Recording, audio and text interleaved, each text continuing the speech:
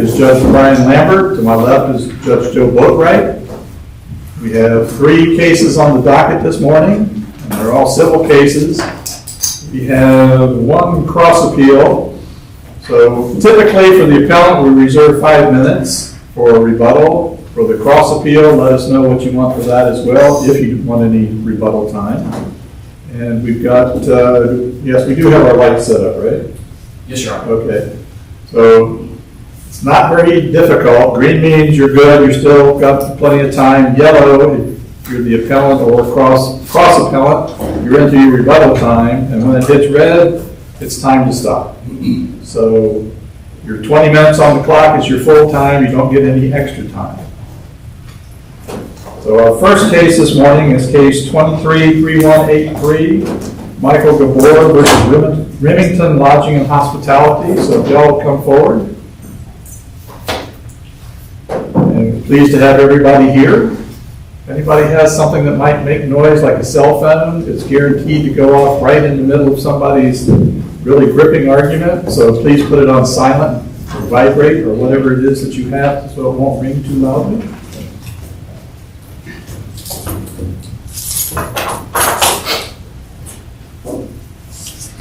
Counsel. How about for rebuttal times? 5 minutes work for you? 5 minutes, perfect. Okay, great. You may proceed. Thank you, Your Honors, and may it please the Court. My name is Jonathan Martin, and I represent the appellant, Michael Gabor. This Court should reverse the trial court's order denying Gabor's additor and new trial motion because the $0 damage awards that were rendered by the verdict are inadequate as a matter of law when compared to the undisputed evidence that Mr. Gabor suffered at least some damage as to each category of damages.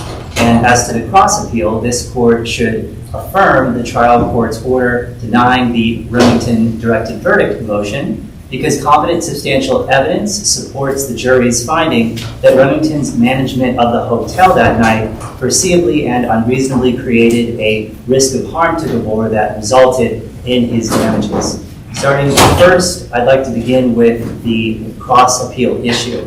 And so the first half of the analysis focuses on the Petrick, Clooney, and Jones decision where the framework is essentially whether the additional negligence claim is duplicative of the vicarious liability claim against the same employer, or if it provides for an additional liability.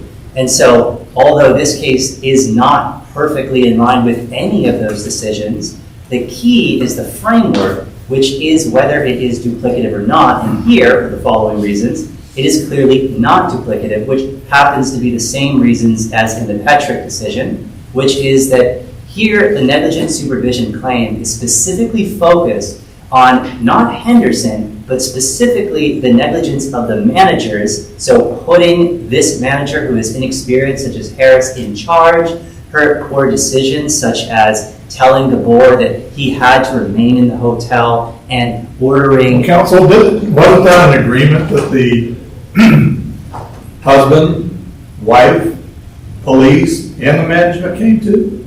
Right, so conflicting evidence was presented to the jury as to whether or not Gabor was being directly ordered by Harris specifically, or if the police had...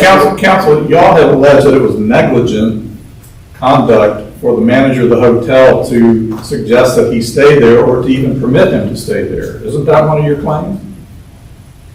I believe there was alternative theories presented to the jury, but ultimately we did present to the jury that it was negligent to tell him that he could not leave the hotel. And because of that competent substantial evidence, the jury was free to conclude that it was Harris and the management that ordered Gabor that he had to leave. And then, of course, it's undisputed that the other manager, Doran, did specifically order Henderson to make sure that Gabor did not leave his room. And so your claims were negligent supervision. Apparently the claims that you prevailed on, at least on the 20 of the verdict, was there was negligent supervision and negligent training, right? Correct. You had pled negligent retention, negligent hiring, but those fell by the wayside. Right. Okay, so who did the negligent training and the negligent supervising? So it is sort of a combination because Remington was negligent in training Harris because she wasn't qualified to perform the role as the manager. And so the negligent training and supervision would be the hotel management company's negligence in preparing Harris to be ready to do this. And so then she was then foreseeably negligent in the poor choices that she made. Regarding Henderson. Ultimately regarding Henderson, but So the actual actors on the scene, if I understand, is the general manager and then the front desk manager. They're the ones who were the employees of Remington, who you believe the evidence showed acted negligently regarding their training or supervision of Henderson, who was found not to be negligent. Am I following? yes, that's another way to say it, and that's an incorrect way of saying analyzing it. So I think it's because we didn't limit our theory to just her specific supervision and how she acted and Doran acted toward Henderson, because it also involved the management company itself even choosing to allow Harris to be in this position in the first place, given her inexperience, and there was expert testimonies about the fact that even putting her in that position foreseeably led to a dangerous situation that ultimately resulted in divorce harm. And so like in the Petrick decision, the supervisor was the one that was targeted with the negligent supervision claim because of or hiring claim for failing to do a proper background check, etc., on the driver. And so ultimately the underlying tortfeasor, of course, caused the damage, but because the negligence was different. And so here, for example, it is not just Henderson's decisions and conduct that's imputed, it's specifically Remington's direct negligence for choosing an inexperienced manager to run the hotel that night, and then by extension, her poor decisions ordering DeVore to stay in the hotel, and her decisions, and Doran's decisions ordering Henderson to stop DeVore. And so the point is, that's additional liability that's separate toward tortious actions, and that's why, like in Petrick, it would be appropriate to allow the claim to proceed because it's not duplicative. Now, the briefs and the cross-appeal issues also discuss the elements of negligent supervision and whether or not there's competent substantial evidence to support those, and there is. And so going through each of the items that the briefing tackles, the employer Remington here was aware of the unfitness of Harris because, as the evidence showed, she was unqualified to do this, and therefore they failed to properly reassign her to a proper role, such as the catering and party planning that she was qualified for. DeVore and even Henderson, for that matter, were under the control or supervision of Harris under the facts of this case because Harris was ordering DeVore to stay in the hotel, and of course the other manager, Doran, was ordering Henderson to ensure that DeVore did not leave the hotel. The employer, Remington, knew the propensity of Harris to commit this tort because negligent supervision is itself a tort that a supervisor can commit. And our entire theory was that it should have known that she would have committed the tort of negligent supervision given her inexperience. Therefore, the employer was aware of her propensity to negligently manage a hotel. And then finally, of course, Remington was in control of Harris. They were her employer and ordered her to manage the hotel that night. And so the final element, whether Harris was working in or outside of her employment at the time, there is more than competent substantial evidence to support that she was working outside the scope of her employment because she was essentially acting as a warden to imprison Mr. Gabor, which of course is not what a hotel manager does. There was expert testimony and testimony from Remington's own employees that she had no right to order Gabor to stay in the hotel, that there was no duty or no responsibility to order Henderson, a maintenance employee, to keep him in the hotel. And so the jury could conclude, and there was competent substantial evidence to support, a finding as to all of the elements, including whether she was working outside the scope of her employment. And for all those reasons, this court should affirm as to the cross-appeal issue. As to the main appeal, starting first with the past pain and suffering damages, of which was a $0 award like all the others that are being contested, it is well established Florida law that if there is at least some damage that is undisputed as to past pains and suffering, a $0 award is inadequate as a matter of law. And of course, in this case, we have a situation where even though the extent of the beating and the extent of the damage that the board received was hotly contested at trial, it was undisputed that Gabor was punched twice in the face by Henderson, wrestled to the ground, and held there for a number of minutes. Indisputably, getting punched in the face twice causes some amount of bodily injury and pain and suffering. For that reason alone, of course there was more evidence that Gabor presented, but for that reason alone, because of the $0 verdict that we have, and that's what makes this case special. Because if they would have awarded Gabor $2,000, $200, or even a nominal amount, the case law makes it much more difficult for a reversal. I'm going to ask, do you agree that if we disagree with your view on the cross appeal, that your claim on the direct appeal is moot? Correct. And as to the insufficiency of the damages, the jury made their finding that there was no future medical expense award. Do you agree that it would be consistent with the verdict to not award future pain and suffering? I mean, it seems like your additor claim or your new trial would be limited to, I got X number, $50,000, $60,000 worth of medical expenses related to this altercation. There had to be some pain and suffering related to that for me to incur those kind of damages that the jury awarded as being causally related. Therefore, I should get some award for past pain and suffering, the past intangible damages. We're arguing both that we have to get a new trial on the damages issue of the past pain and suffering for those reasons, but also we are arguing that the future damages also require a new trial. And I can get into that.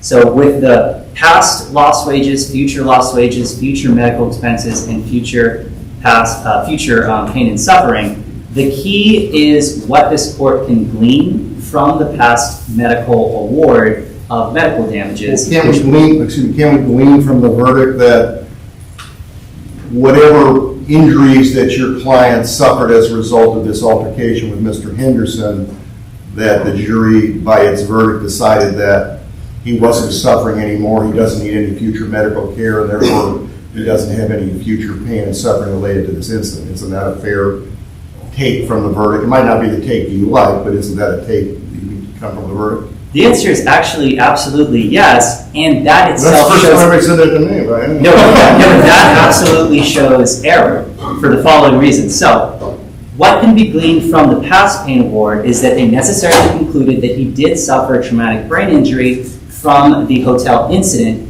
but what's key is that the evidence of the permanence of that traumatic brain injury went unrebutted. There's nothing in the record to give the basis to reject that expert opinion, and of course in Florida law... Are you saying no expert on behalf of the defendant said there was no brain injury from this incident? They absolutely said there was no brain injury at all, but never did they ever say that if there was a brain injury, that it wasn't permanent. The point is that step one is that the jury necessarily found that Gabor did suffer a traumatic brain injury from the hotel incident because of the award of past medical damages. That's step one. And then step two is that the evidence of permanency specifically was unrebutted. Therefore, even if the jury did, which would be inappropriate, with the other awards determine, oh no, he healed, that would be inappropriate because that would be rejecting the unrebutted evidence of permanency, which a jury cannot do. So even if the court does glean from those awards that they rejected the causation issue as to those awards, but not the other award, that would be inappropriate because they would necessarily then have to reject the unrebutted evidence of permanency. I thought there was testimony from the defense experts that he didn't suffer any injury.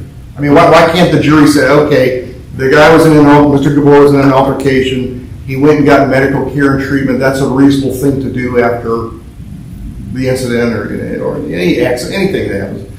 But at the end of the day, he doesn't need any more, he's better. I don't mean that in any kind of dismissive. The jury reached the conclusion, I guess you can, from the verdict, that you got to get your medical bills paid.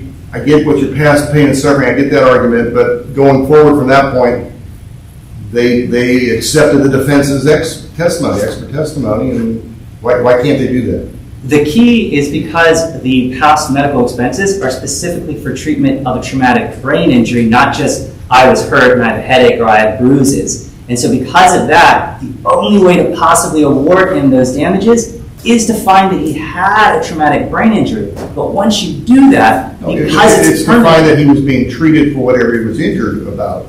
I don't know that it necessarily means he had a traumatic brain injury by awarding medical expenses. well, for example, like treating him for all the cognitive difficulties and the exams on his brain, et cetera, and the medication because of the cognitive difficulties, that's all exclusively and solely to treat the traumatic brain injury. So the jury cannot provide him with those damages, those medical expenses, unless he actually has the traumatic brain injury, because otherwise it's not a reasonable treatment. And so that means... Couldn't you likewise say, since the jury found there was no future medicals, they found he had no brain injury and it was error for them to award the other money? But see, that's my point. Yes, it can be gleaned from the other awards that they found that he didn't have the traumatic brain injury, but the opposite is said with the past medical expenses, and the key is the permanency issue. Because the only way to glean from the future award that he didn't suffer a traumatic brain injury from the accident is to reject the unrebutted evidence of permanency, and the jury can't do that. So yes, they can be gleaned, and that shows error by itself. And I see that I'm about to get to my rebuttal time, so unless there are any further questions. Thank you very much. Counsel for Remington. Do you want surrebuttal time or rebuttal time or? Yes, please, Your Honor. 5 minutes for cross rebuttal. Okay. You may proceed. May it please the court. Nicholas Consalvo on behalf of Appellees, Cross Appellants, Remington Lodging and Hospitality, and Robert Henderson. As in regard to plaintiff's initial appeal, the trial court did not abuse its discretion in denying plaintiff's motion for new trial or adder because the verdict was not inconsistent, inadequate, or against the manifest weight of the evidence. There was significant conflicting evidence presented on the issues of causation, permanency, and damages, and the verdict was supported by the evidence. Well, I mean, as to the future, I mean, the jury awarded no future medical expenses, so I think an inference from that verdict is they decided that he was better. Again, I don't mean to be dismissive by that term. But they didn't think that he needed any future care, and therefore he wasn't suffering any injury anymore. But as to the past pain and suffering, isn't that logically inconsistent, or using your opponent's term as a matter of law? If the jury awards $50,000, $60,000 of medical expenses, how does the person not have any pain and suffering, any dollar amount of pain and suffering whatsoever, despite incurring such a significant amount of medical expenses? It's not inconsistent as a matter of law, Your Honor. Under Florida law, a verdict that fails to award pain and suffering damages, despite awarding some medical expenses for the claimed injuries, is neither inconsistent nor inadequate unless the evidence of intangible damages is entirely undisputed. Did they award all past medical expenses? They did, Your Honor. And the past medical expenses were primarily for seeking treatment and evaluation after the injury. It was the initial. What was the amount of the medicals? The past medicals was $281,000. Right. And your position is getting smacked in the face hard enough to get 2 black eyes doesn't hurt a bit. I mean, that's got to be your position. And, trust me, I was a defense lawyer back in the day, but As was I. getting hit in the face hard enough to leave 2 black eyes, that hurts. How can it not hurt? How can it not cause pain? I mean, How can I be awardable pain and suffering? even if it's $10, $100, $1,000, whatever it is, it's not nothing. Nobody feels nothing when they get 2 black eyes. It's the plaintiff's burden to allege and establish that at trial. And what they alleged as their past pain and suffering damages, which they stated in their closing argument and in their motion for new trial and adder, was that the pain was suffering from cracking headaches, requiring narcotic medication, suffering was worrying about when the next headache is going to come, worrying about greater risk. Couldn't that have come from being punched in the face twice? It could have, but there was conflicting evidence on his long, extensive history of chronic headaches that he treated with So narcotic. if I understand what you're saying, plaintiff did not say, hey, jury, I got hit in the face, this hurts some, give me some money. They never made that claim to the jury. Is that what you're saying? That's correct, Your Honor. They asked for $1.6 million in past pain and suffering damages. And it was related to the past pain and suffering that they described as 10 years worth of headaches and chronic injuries related to the alleged traumatic brain They injury. didn't lump in right while he's getting punched. They didn't ask for that money for basically the black eye. Not specifically below, that was something that was raised in the brief as something Do that they have to should say that? I mean, I have pain and suffering from this incident. Do they have to say, and this part of my face hurt, or this hurt, and then my back of my head? I mean, I guess following up what the chief is talking about is, all right, it had to have hurt somewhat. You know, and I guess we all have pain thresholds, but Mr. Gabor says, this is what happened to me, it hurt, I have suffered pain and injury from this, and I have received medical expenses to treat me. I mean, if his pain was unrelated to this incident, then I don't know why he would have gotten his medical expenses paid. I mean, it would seem to me that he would have incurred these medical expenses irrespective of whether he had the altercation with Mr. Henderson. I don't think that's your position, or that's supported by the... I believe that's more related to the cross appeal, which I'll get to, about why the fact that they found Henderson 0% negligent was an issue in this case. But Well, it was a winning issue for you, so I'm not sure you want to re-raise that. correct. As I see you say on a regular basis, use your time as you deem appropriate, I guess. That issue is not Henderson's liability. Yeah, you won. In fact, you represent Mr. Henderson, so you ought to be happy. Correct, yes. But in terms of the past pain and suffering damages, the credibility and the evidence was disputed as to what his past pain and suffering was, whether it was headaches, whether that was related to chronic pre-existing psychological issues. And the most significant issues were that his credibility was significantly impeached in that issue during this trial. Pretty much every statement of his account of the incident, his disclosures to his treating providers, all of that, there was significant conflicting evidence and impeachment evidence. Well, I mean, it seems like he was impeached, or the jury didn't find him that credible because, you know, a fair reading of the verdict is they believe Mr. Henderson's view of why the altercation occurred, right? Correct. And Henderson won. Correct. And Henderson's account of the altercation was significantly different. Right, It so was that- I get what I'm getting to. All right, so they found that Mr. Gabor was not as credible about certain things, but at some point they did award him all of his medical expenses, the $281,000, and then it was reduced down, you know, because he was found 80% at fault, so the net was the 50 or 60 number that I've been using. But, yeah, so all of his medical expenses that he says were related to this accident, whatever they thought about his other issues about the causation of the fight, they found that it was related to this and it was awardable.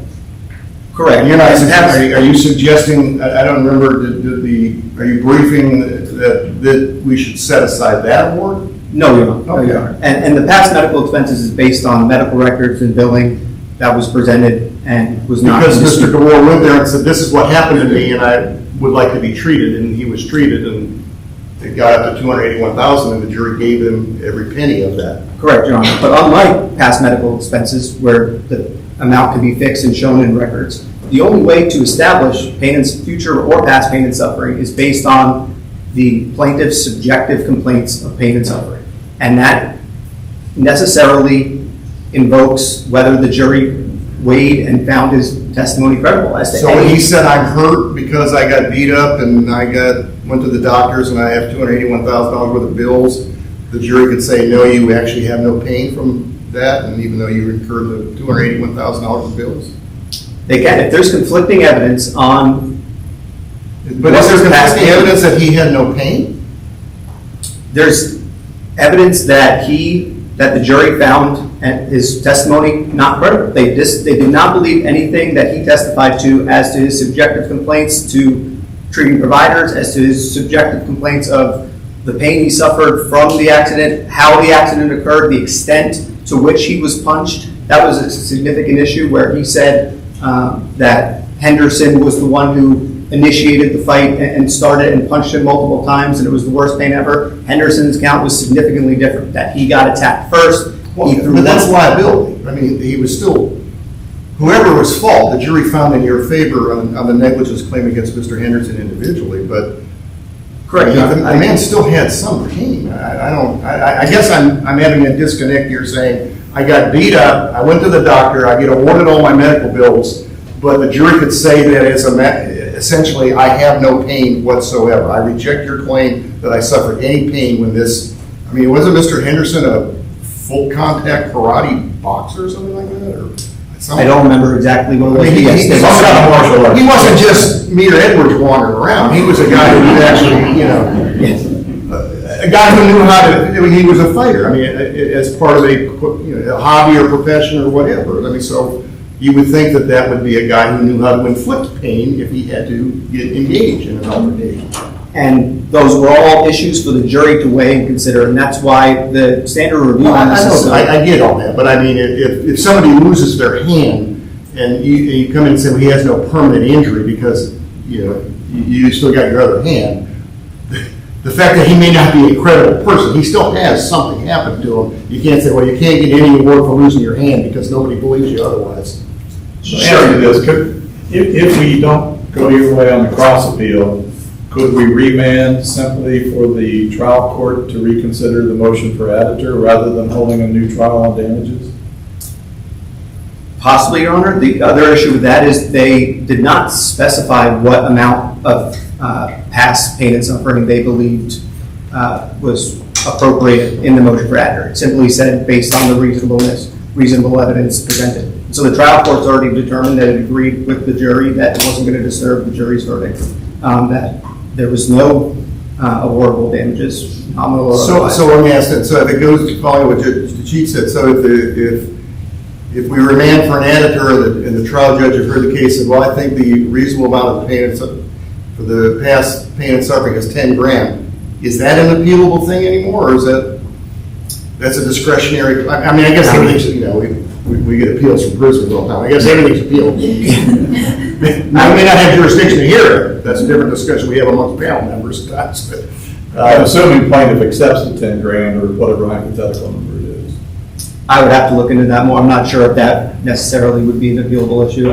That's not something we've agreed. Talking about your cross appeal? Yes, Your Honor, please. So on the cross appeal, we believe the trial court erred in denying the motion for directed verdict as to count 1 of the complaint, which alleged direct negligence claims against Remington for negligent supervision. So the hotel manager had directed Henderson to stay outside the room, and if Gabor came outside, that it was to physically restrain him. Why would the hotel not be negligent in that situation? Because that's not what a negligent supervision and training claim is. The elements for negligent supervision and training is discussed at length in the Axe retirement case, the 4th BCA case from 2016. They give multiple Even if the information. manager said, hey, go beat him up if he comes outside the room? Now that's a different scenario, because now we get into the issues of whether they were within course and scope of employment. But isn't that what's dispositive here? yes, Your Honor, that is I mean, the manager, the general manager, and the front desk manager were not sued individually. correct. And they could have been. I mean, I'm not saying that they should have been, but I mean, that is a cognizable event to happen in cases. So they could, you could sue the employer, you could sue the supervising employees, and then Mr. Henderson, the subordinate employee.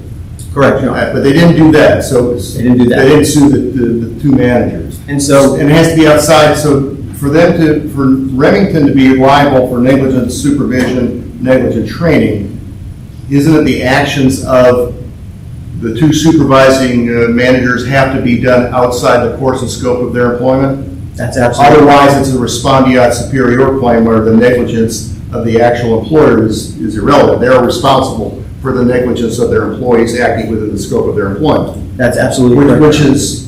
Which is, I understand your view is, whatever they think that the man, I mean, I know your position is all this sort of morphed along in the trial, that all of a sudden it became, oh, it's those two managers who were negligent, by the way, now that we're thinking about it, they were never sued. But let's assume that's on the plate now before us.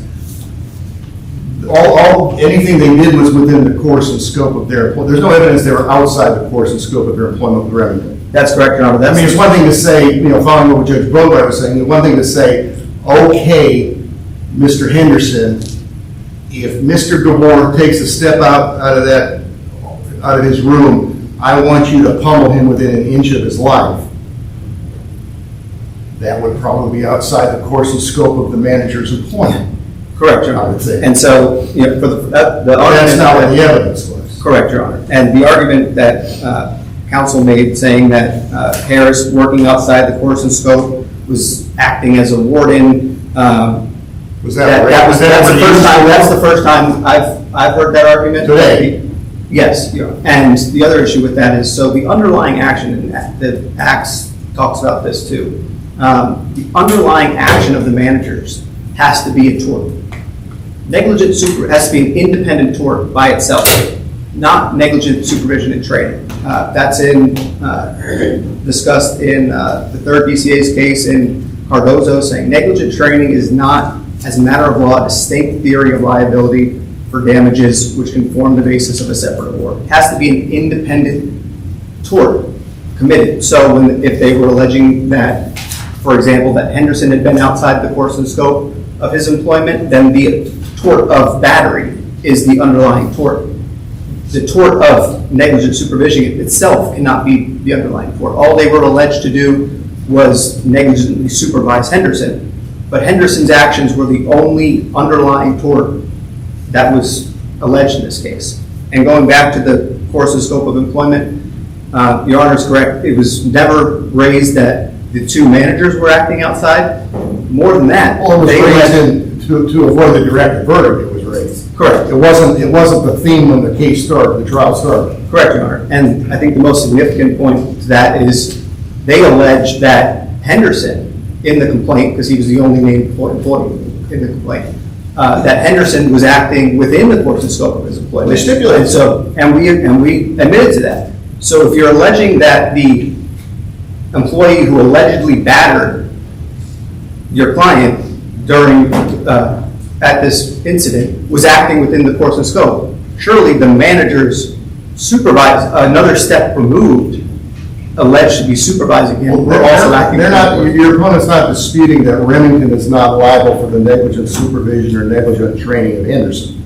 That's not their position, I don't believe. Correct, Your Honor. I'm pointing that out. I know what you're saying, but I mean, just so we kind of, follow along in the train of thought here. Correct, Your Honor. So yes, those issues were resolved in the motion to strike, which was in part denied, and granted in part, denied in part. But so I mean, basically, as you understand the verdict, the 20% at fault negligence is because of the negligent supervision or training of the manager, the general manager, and the front desk manager. Correct. That's all they That's the only reason, as a matter of stipulation and jury finding, that there could be any negligence on the part. And I understand why you don't think it should be. It's an incorrect verdict. But those are the only, quote, actors that would cause the negligence to be assessed against Remington, the 20% negligence. Yes, that's what the jury found, but that's not the They basis. didn't make those findings. They just said you're negligent. Correct. The verdict didn't ask them to make specific negligent supervision, negligent training findings. Correct. And those claims should never have gone to the jury since there was no underlying tort. And Right, you think they the were motion outside for the record course verdict of should have been granted, and that's what you want us to fix here. Yes. But I'll reserve the remainder of my time for. All right.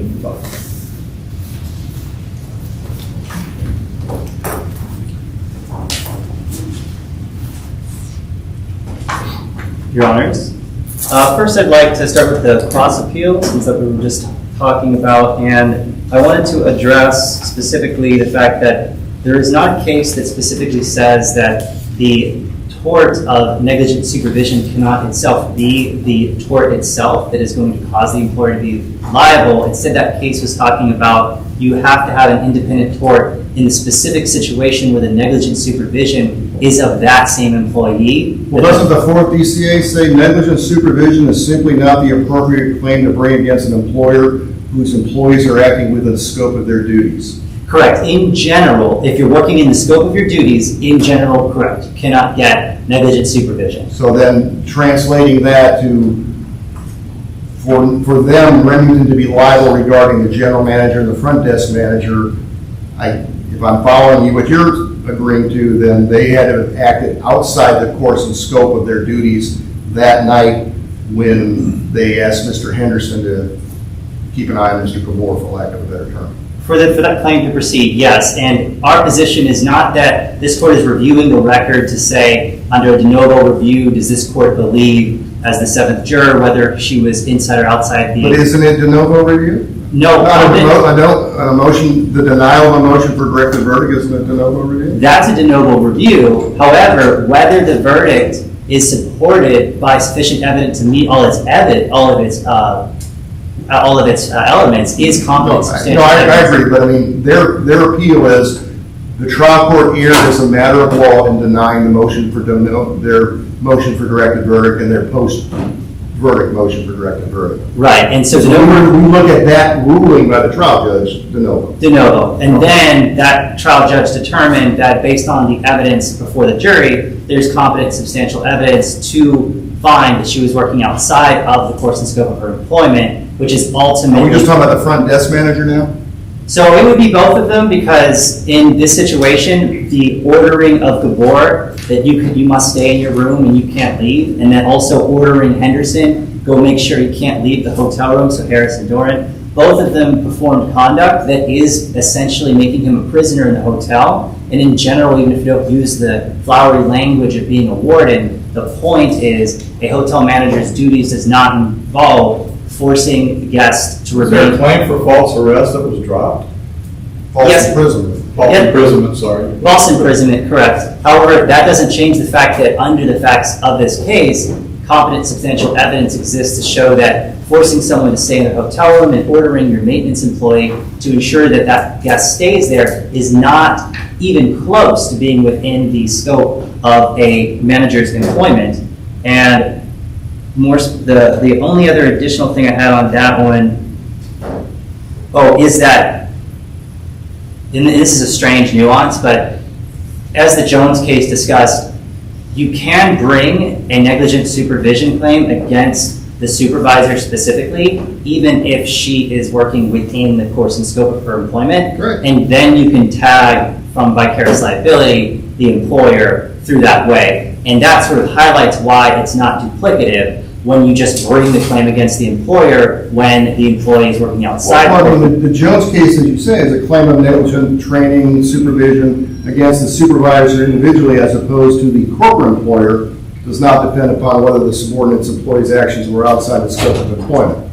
So yeah, theoretically, you could have sued, not theoretically, I guess if you choose, you could have sued the managers, and then what Jones says is that it doesn't matter whether it's outside scope. But they have that verbiage, and they actually highlighted in their opinion, as opposed to the corporate employer, which seems to suggest, supremacy of the text is always a famous stuff we talk about nowadays, but if you look at the words of that opinion, it seems to suggest that the corporate employer is treated differently, and it has to be outside the scope of employment. But I guess your argument is they were acting outside the scope of employment? Correct. And if Do you agree that would be the only basis to save your claim?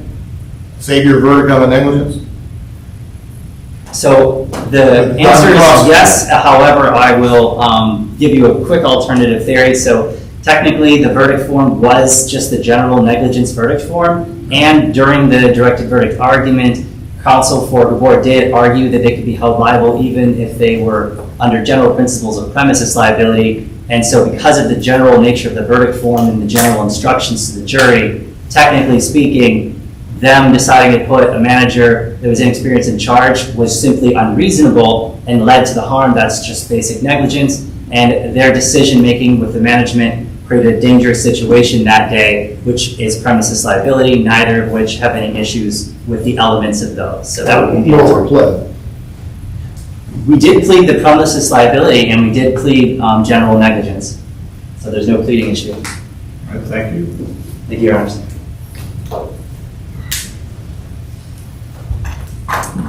Thank you, Your Honors. There absolutely is a pleading issue. They did not plead any claims against the two managers individually. The only employee named in the complaint was Henderson. That was it. All of the direct negligence claims are against the corporate employer, which is exactly the situation that Jones was distinguishing between, and the situation that Petrick ultimately distinguished between. Because in Petrick, the same thing happened. That's his best case, isn't it, Patrick? That's the case they relied on, and that the trial court relied on in. But there was an intertwining of the causes of action asserted in that. Wasn't that what the problem was that I feel? No, not necessarily, Your Honor. The difference in Petrick was pretty much the same thing in Jones, where there was 2 counts, or sorry, excuse me, there was 3 counts. It was an auto accident. The plaintiff sued the truck driver who he got in the accident with, the driver's employer for vicarious liability, and then both the corporate employer and the individual employee, the supervisor who had hired the driver for negligent hiring. And the court in Petrick came back and said it was improper to grant directed verdict on the 3rd count, because the 3rd count imposed, if proven, imposed additional liability on a defendant not named in either of the other 2 counts. And it was also an issue of, there was a punitive damages claim in that 3rd count that was not in either of the other 2 counts, so there was a different theory of damages, and there was a different defendant in that count, which was why it was allowed to proceed. That was the same issue in Jones, where they said where the individual supervisor is named in the count, then that can survive as a separate theory, as opposed to when you're alleging it against the corporate employer, and all of the actions are alleged to be in the course and scope of employment, and there's no underlying tort alleged to have taken place, which was the issue in Axe. Axe was a situation where the retirement home was sued because employees had taken one of the residents to a former employee's house, and that former employee had been exploiting them. And in the claims of negligent supervision and training of the employees still working there, the court granted summary judgment or directed verdict on those negligent supervision claims because they said there's no underlying tort in those employees driving the resident to the other employee's house. The only tort they alleged was that that former employee had improperly and committed fraud and theft, and those were the underlying torts. There was no actual underlying tort of the supervising employees themselves, which is the same issue here. And for that reason, we ask that on the cross appeal, the court reverse and remand with instructions to enter a directed verdict in favor of Remington, and then ultimately a final judgment in favor of Remington, given the jury's finding of no liability on behalf of Henderson. All right, thank you very much.